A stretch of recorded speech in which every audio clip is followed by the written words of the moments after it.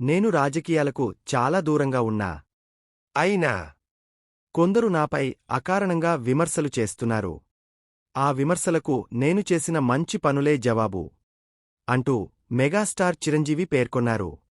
Social మీడియాలో వచ్చే ట్రోల్స్పై తాను మాట్లాడకపోయినా తాను చేసిన మంచి మాట్లాడుతుందని అగ్రకథానాయకుడు చిరంజీవి చెప్పుకొచ్చారు.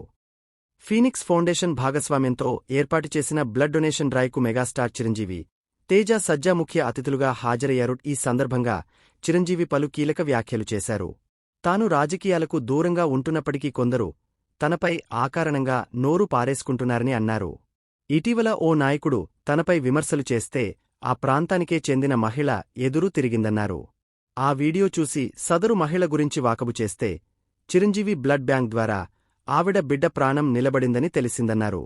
ఎప్పుడైనా మనం చేసే పనులే మాట్లాడుతుంటాయంటూ చిరంజీవి వివరించారు. ఒక జర్నలిస్టు మూలంగా తనకు బ్లడ్ బ్యాంక్ పెట్టాలనే ఆలోచన వచ్చిందని, ఆయనకు ఎప్పటికీ రుణపడి ఉంటానని చిరంజీవి పేర్కొన్నారు. ఆయన రాసిన ఆర్టికల్ చదివిన తర్వాతే తనకు బ్లడ్ బ్యాంక్ పెట్టాలనే ఈ ఆలోచన వచ్చిందన్నారు. ఆయనను ఇప్పటివరకు చూడలేదు కాని ఎప్పుడూ గుర్తు చేసుకుంటూనే ఉంటానని చిరంజీవి అన్నారు. ఒకప్పుడు చిరంజీవి బ్లడ్ బ్యాంక్ ద్వారా ఆమె బిడ్డ ప్రాణాలు నిలిచాయని, అందుకే ఆమెకు తానంటే గౌరవమని ఆ మాటలు విని తన హృదయం ఉప్పొంగిందంటూ చిరంజీవి పేర్కొన్నారు.